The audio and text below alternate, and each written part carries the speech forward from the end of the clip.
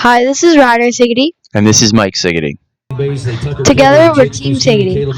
We're doing our video a little differently this time. Instead of chopping it up into lots of little pieces, we're kind of just going to let it run with some highlights. And we'd be curious to know if you like it better with our commentary, or if you would prefer to have the music like we used to do and lots of chopping of the video, or would you like to see a little bit of both? Alright, get started here.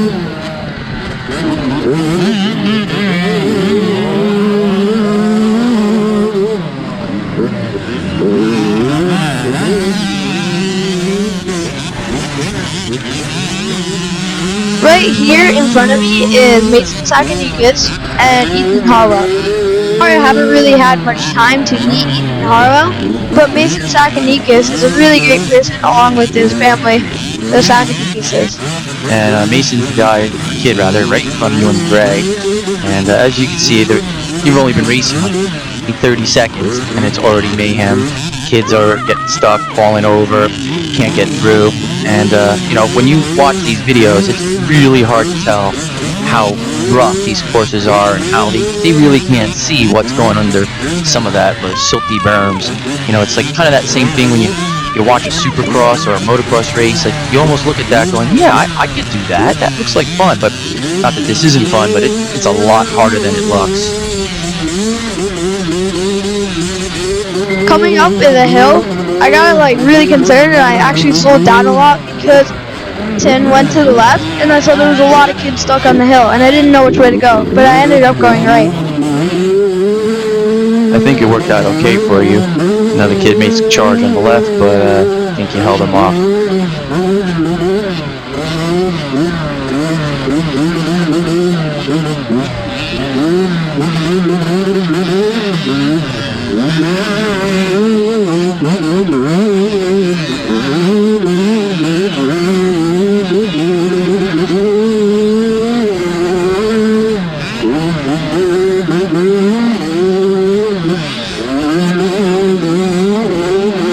Again, we really wanted to say and appreciate all the people that come up to me at the races, and my dad, and say how much they love my videos. It might not seem like you're doing much, but when you come up to us and tell us that, it really makes us feel good, like we've accomplished something. Yeah, Ryder spends a lot of time on these videos. He probably averages 8 to 10 hours making each video, so I know he puts a lot of work into it. So, be recognized. Oh, here's that tree on the left. You almost hit that. You made a left here. Oh, look at that. That's a weird shaped tree.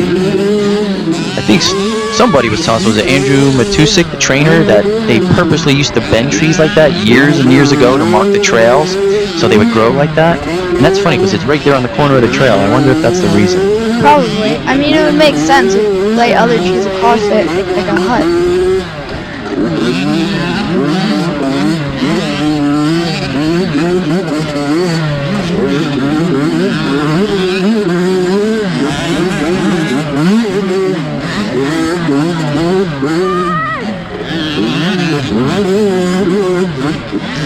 So this kid here, Mason, he's part of our local series, and Ryder's been racing him on and off for many years. He's got I think 4 brothers and sisters that also ride and race. It's crazy how the father and the mother keep up with all that stuff. They're definitely a very committed family, and all the kids are just really, really good.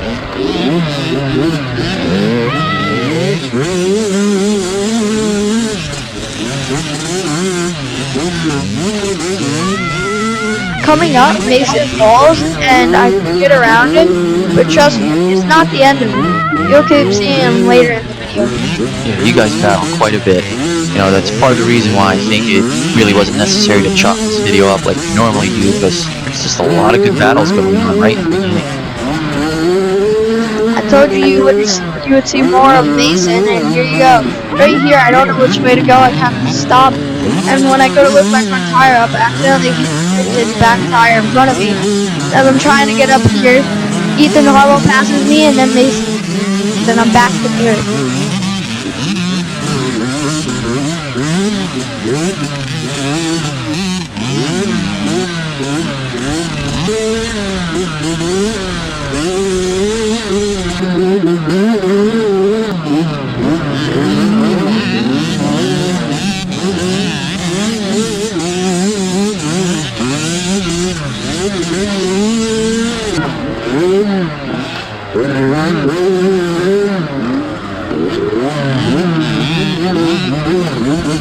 Here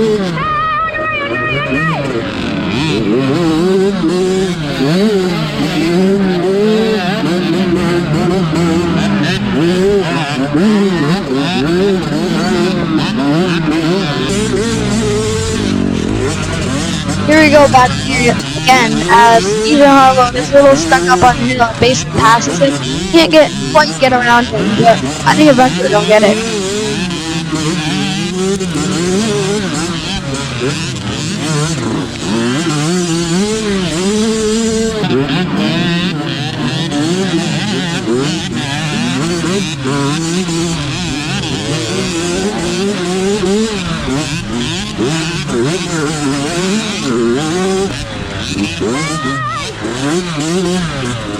It's a little hard to see, but Caleb found a really good line here. Came to the left, passed me right over here, and then jumped that log and passed me on the right. It was really cool.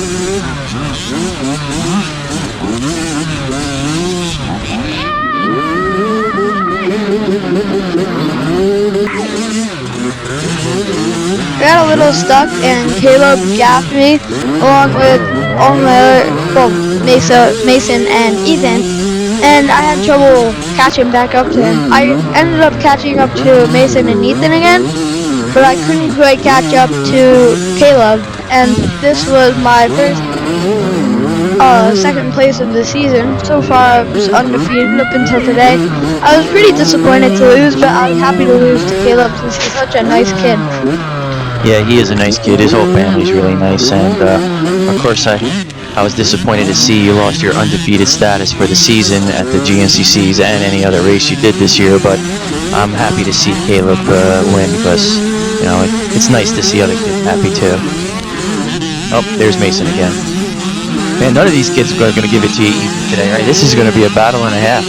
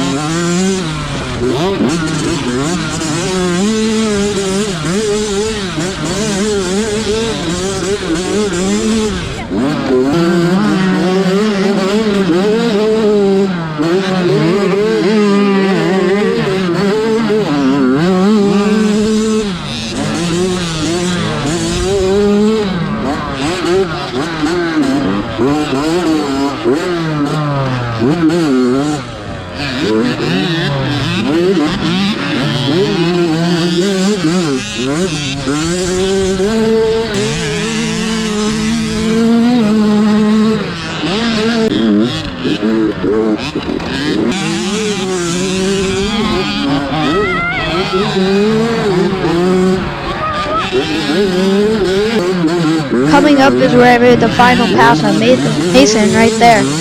I don't know what happened to him, but we didn't really battle anymore after that. It was fun battling with him while we did though.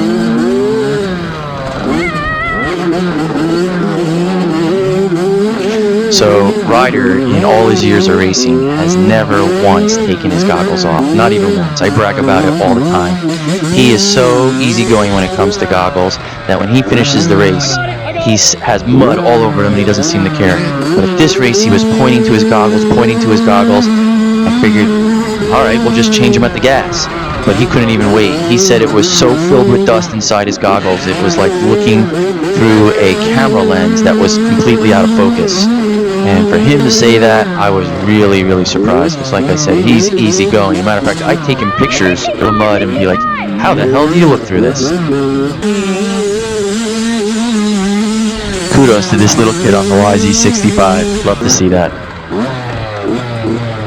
And another one.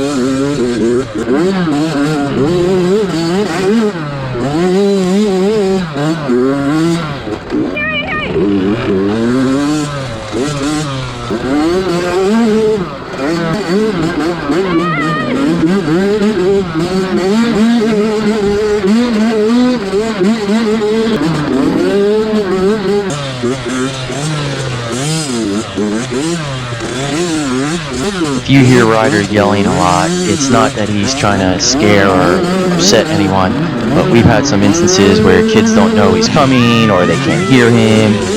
Mostly don't know he's coming and they move into his lane or accidentally move into his lane.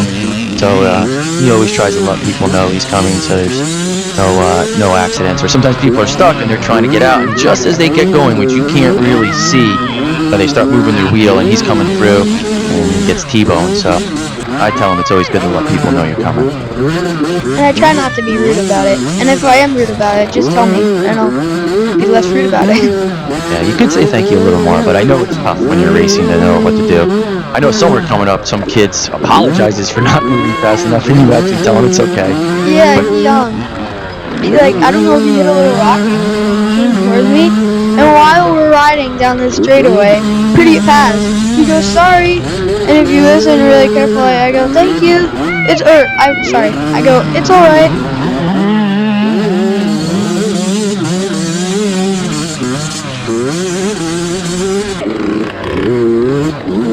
I want to thank my dad, Mr. Weiss, and Mr. Emmons, and of course the Hammer Job, to help me get this quick pit stop.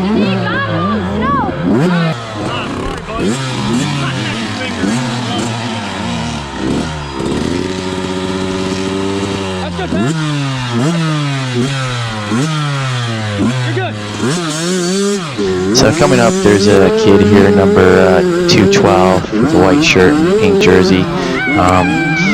Ryder's been following this kid like I don't know, 3/4 of a lap here. It started before the gas stopped, but eventually he does fall over. That was a sketchy straightaway right there. I know a lot of people who went down on that straightaway. Matter of fact, some kid came rolling up to me and threw his bike on the ground and started screaming. He thought he bit his tongue in half, but it was fine. It was just bleeding a little bit. Oh, I thought that is where you went down. Trying to get around that kid, take a bad line. But you do catch back up to him soon. Oh, by the way, Ryder has a friend who has the same number and almost the same last name, and thought that was him, so he kept calling his name. Oh, there goes Nick Davis, huh? Yeah. So pretty much just about every race, Ryder and the top 65 kids are like the 3rd to 5th person to just miss the final lap. And there goes Nick Davis, and we're getting close to the end of the race. And I forget the other kid's name who he battles with, but those two kids are always pretty much 1st and 2nd.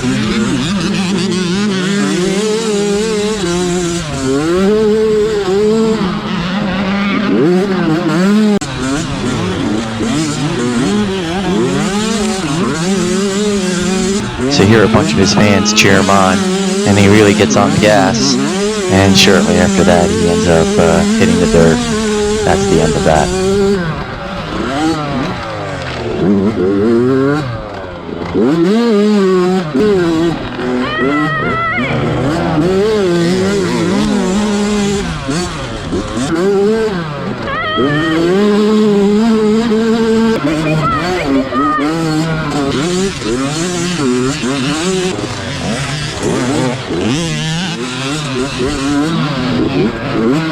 I don't think the video really does justice to how dusty this race really was.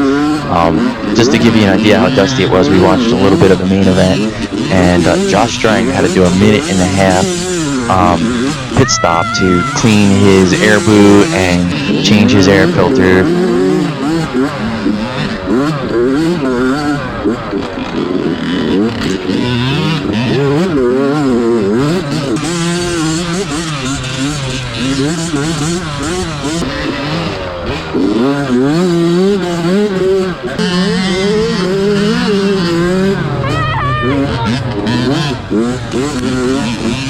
You wouldn't have to stop it. Watch out for that. Oh my God, that was so close. You could have totally taken your hand out on that tree root there. Yeah, but to continue about Josh String, I don't know if you heard, but he lost 5 positions just in that pit stop, and all they did was change his filter. Yeah, that's all they did. Here's that scene where the kid apologizing. Listen. Coming up.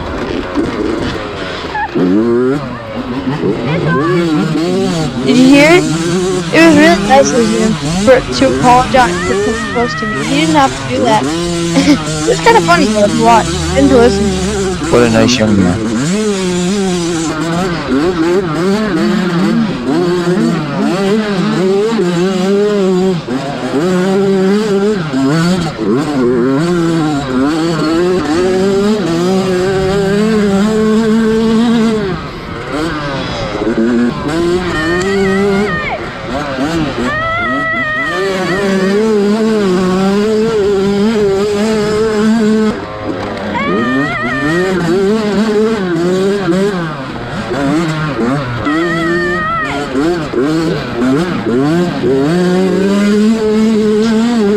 Don't forget, we'd really like to know how you would like us to keep making our videos to make it the best for the viewers. Down below whether you want us to make it so that it has a bunch of cuts and it has some music, or if you want to kind of like this video where we can play along and we comment about the video. Also, if you want, and please do, drop a follow and like on Instagram, Facebook, and YouTube. See ya!